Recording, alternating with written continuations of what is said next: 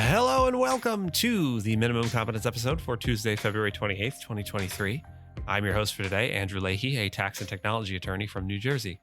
In today's episode, we have SCOTUS looking skeptically at the Identity Theft Penalty Enhancement Act, the Equal Rights Amendment being heard by the Senate Judiciary Committee, and Column Tuesday, where I regale you in sound with what I have already subjected folks to in writing and cajole you to read my column on Bloomberg.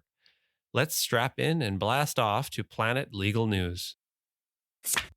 The U.S. Supreme Court is likely to narrow the scope of the Identity Theft Penalty Enhancement Act, a law that allows federal authorities to add aggravated identity theft charges in cases such as healthcare fraud. The Identity Theft Penalty Enhancement Act is a U.S. federal law that was passed in 2004 as part of the Comprehensive Identity Theft Prevention Act.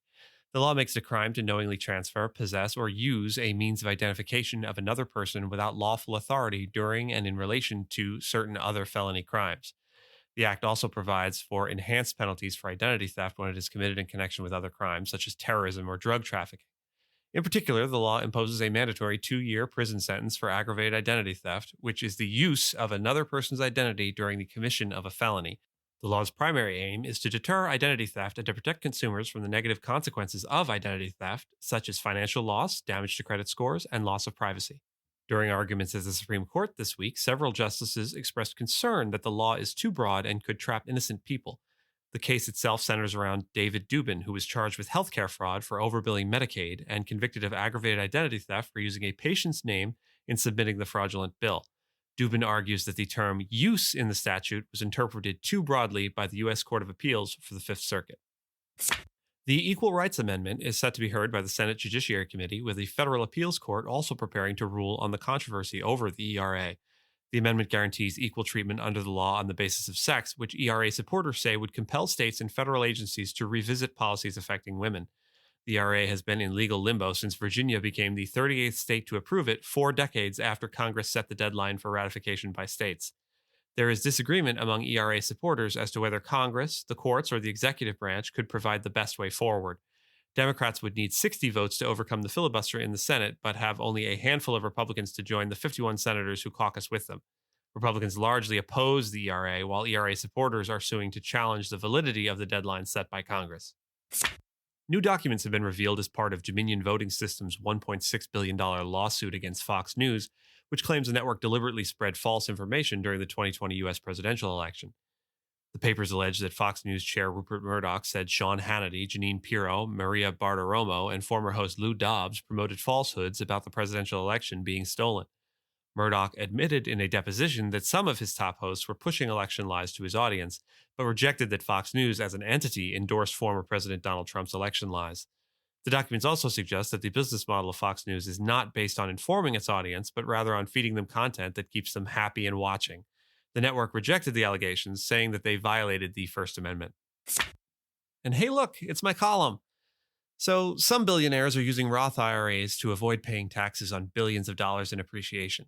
A Roth IRA provides a tax benefit at the time of withdrawal, not contribution, and growth in Roth IRAs is tax-free. For conservative investors, index funds and bonds are common choices, but for those interested in sheltering growth, higher-risk investments are used. The so-called backdoor Roth IRA uses the lack of income restrictions on traditional IRAs, allowing higher earners to get more money in a Roth than they otherwise could. Billionaires gain an advantage over the middle class by combining the backdoor Roth IRA with access.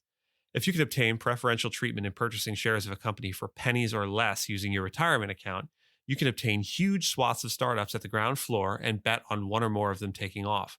When one of them is a success and skyrockets in value, you can sell your interest tax-free under the auspices of your IRA. It is worth noting, of course, that average Joes like you and I do not have access to these cheap shares. Billionaires use Roth IRAs to turn traditional retirement accounts into an empire-building Roth, which requires that access to stock options that aren't available to the general public. The fix for this massive loophole is to set stricter income caps, limits on appreciation, and tailor-made tax on Roth IRA withdrawals beyond a certain threshold to avoid billionaires from using Roth IRAs as multi-generational estate planning. In case it isn't clear from my tone, none of the aforementioned should be used as some sort of amoral tax planning advice. And with that, thank you so much for listening to Minimum Competence, your daily news podcast for lawyers. If you're looking for more than minimum competence, links to further reading on all the topics, including my column, are in the show notes. If you have any questions or story suggestions, find us on Mastodon on the esq.social instance. I'm at Andrew, and my co-host Gina is at Gina. Reviews go a long way towards helping new listeners find our show. If you have a moment and can leave a rating or review on your podcast player, we'd appreciate it. And if you know someone that might be interested in a story we cover, consider sending them the episode. Minimum Competence is part of the ESQcast network of podcasts and streams on esqstream.com.